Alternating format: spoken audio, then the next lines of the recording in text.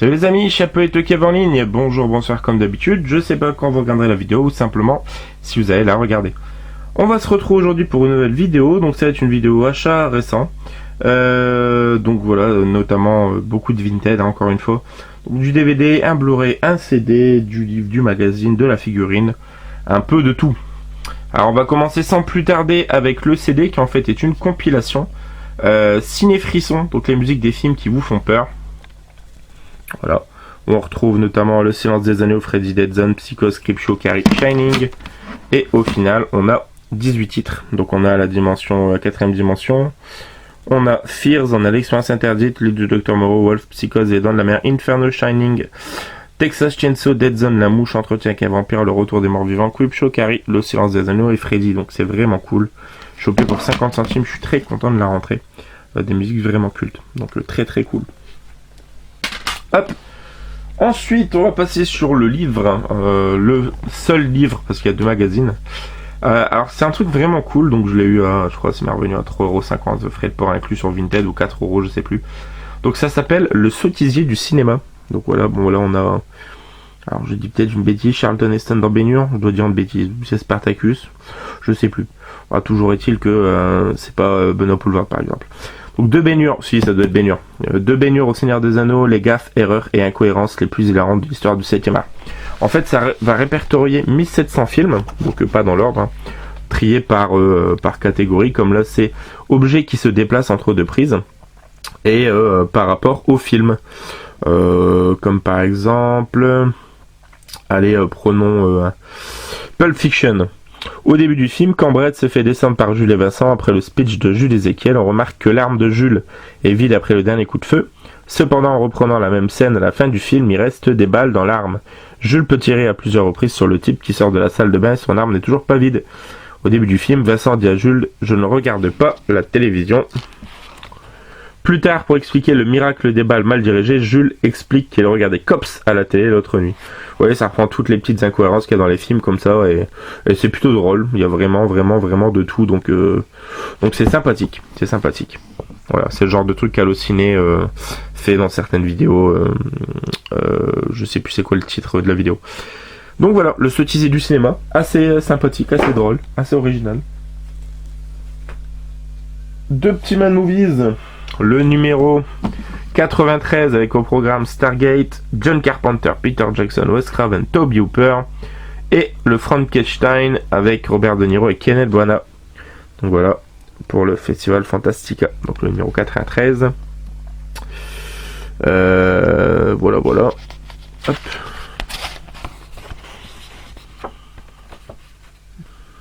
Et je suis en train de regarder. Avant, ça apparaissait tous les 2 mois.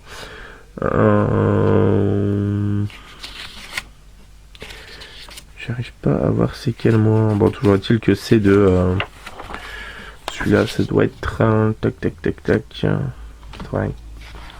16 peut-être, je sais plus. Alors, qu'est-ce qu'on a de beau dedans? Donc le Frankenstein, voilà, Kenneth Branagh et Robert De Niro himself.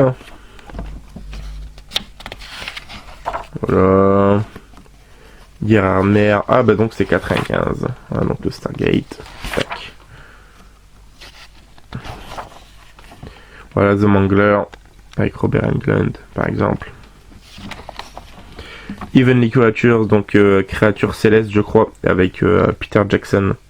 Enfin de Peter Jackson et Kate Winslet pardon. Donc voilà, le numéro 93. Ciné Fantastic Man Movies. Ensuite, le numéro 94, avec Street Fighter, entretien avec Tobe Hooper pour le massacre à la tronçonneuse, et rencontre avec John Carpenter. Voilà. Donc, vraiment cool aussi. Hein. C'est un et même lot récupéré sur Vinted. Oh mon dieu, des Pog Spider-Man. Donc voilà, donc ça c'est le film Street Fighter. Le Star Trek Generations. Voilà, Descente aux Enfers. Voilà, hop, encore une fois, Robert Englund. Donc voilà, Man Movies 94, donc cool, hein. Ça va compléter également la petite collecte Mad Movies. On va passer aux petites figurines. Alors, vous connaissez mon goût pour les Pin Size Heroes comme ça. J'en ai quelques-unes là des films d'horreur, donc avec le Cthulhu, le Gremlins, le Carrie, le petit robot de planète Terror je crois, le Alien de Mars Attack et Krampus, et puis j'en ai d'autres un peu dispatchés par-ci par-là. Et voilà, donc ils faisaient cela des Power Rangers, les Mighty Morphin Power Rangers, super important, la première génération, qui me tient tout particulièrement à cœur. Et là ils étaient bradés à 2,99 le sachet, donc j'en ai pris 2. Bon, je vous les ai pas fait en unboxing, j'aurais pu, mais voilà. Et je suis très content parce que j'aimerais bien idéalement me choper toutes les couleurs des Rangers. Et là, je suis tombé sur 2 Rangers. Donc je suis tombé sur le Yellow, voilà, avec le petit... c'est un tigre, je crois. Voilà, hop. Ils sont plutôt bien cool, bien finis. Et la seconde, c'est le Rangers Black, et c'était le Mastodonte, je crois. Voilà, donc vraiment cool, c'est vraiment super stylé. Ça viendra sur la petite étagère où j'ai mes figurines, et j'ai quelques trucs déjà de Mighty Morphin Power Rangers, parce que c'est la seule génération, bien évidemment, des Power Rangers qui m'intéresse. Et également, on a les Funko comme ça, Mystery Minis. Donc Game of Thrones, j'en ai quelques-unes de la série d'avant. J'ai notamment Bolton, Varys, Tyrion, Jorah Mormont, je crois. Et peut-être encore une ou deux, je sais plus. Voilà. Et là, ils ont sorti une nouvelle gamme. Donc, en voyant les modèles, je voulais vraiment avoir Viserion, donc le dragon, ou éventuellement la montagne, ou le Beric avec l'épée en feu. Enfin voilà, il y en a quelques-unes qui me donnaient vraiment envie. Et ce que j'ai fait, c'est que j'ai sous-pesé absolument toutes les boîtes. Et je me suis dit, au niveau des personnages, mon avis, s'ils ont vraiment respecté le truc, la montagne doit être assez lourde parce que voilà, c'est une énorme armure bien épaisse, tout ça. Et je pense que le plus lourd, du coup, le second doit être le dragon. Il y en a une qui m'a semblé bien plus lourde que les autres, et puis la seconde, j'ai pris au pif. Donc il s'est trouvé que la seconde, je vous la présenterai dans une autre vidéo, mais que celle-ci, qui était la plus lourde au niveau du poids, et ce soit effectivement le petit Viserion. Voilà, en train de cracher son feu de glace. Super joli, je suis vraiment super content de la récupérer. Donc c'est une exclusive de cette gamme. Donc voilà, bon, c'est pas la plus rare. Ça en fait partie parce que c'est une exclusive et les 3, donc le marcheur blanc, la Daenerys comme ça, et le dragon sont dans les plus rares. Mais après sinon c'est le Gendry, l'enfant des forêts je crois, l'enfant sauvage, et le Theon Greyjoy là, qui est plutôt assez rare aussi, et le Beric après. Voilà, donc là on a Sansa, là on a Arya, là on a Tyrion, on a Jon, Bran, Davos, là on a Cersei, la montagne, Gendry, là on a Daenerys, le Night King, et Viserion, voilà. Donc très content, et la seconde vous le découvrez dans une autre vidéo. Voilà, et pour terminer du coup, on va passer sur les DVD. Le premier, dernier en date, si je dis pas de bêtises, de Luc Besson, qu'on voulait voir au cinéma, qu'on n'a pas pu, et là, choper pour 50 centimes, ça fait bien plaisir. Donc le petit Valérian, voilà, qui a fait quand même pas mal parler, qui laisse des avis partagés aux personnes. Donc Valérian, il me tarde vraiment qu'on le voit avec je pense que ça va vraiment pas tarder. Donc le petit Valérian. Ensuite, bon, c'était un lot sur Vinted où il y a pas mal de comédies. Donc comédie à l'américaine, style American Pie. Hein. Donc là, avec Gregory Smith, Nicole Richie, le Kids in America. Ils sont jeunes, sexy et rebelles. Donc voilà, hein. Le topo classique. Quand le principal du lycée de Buka High abuse de son pouvoir pour restreindre la liberté d'expression des élèves au sein de son établissement, un groupe de 7 jeunes soutenus par un prof engagé s'allie pour lutter contre l'hypocrisie et le conservatisme de leur administration. Celui-ci a l'air d'être un peu différent de la majeure partie au niveau du scénar. Mais voilà, hein, on retrouve un peu le même genre de scène. On sait déjà à peu près à quoi ça donne. Ça a l'air cool. On verra le Kids in America. Pas commun celui-ci, je l'avais vraiment jamais vu. Ensuite, pour le coup, là, vraiment dans la vague d'American Pie, avec une BO, Sum 41, Avril Lavigne, et Avril Lavigne en guest star dans le film, le Canadian Pie, Tabernacle. Voilà, avec La voilà ici, Avril Lavigne, période Skater Boy, Complicated, tout ça, enfin son premier album quoi.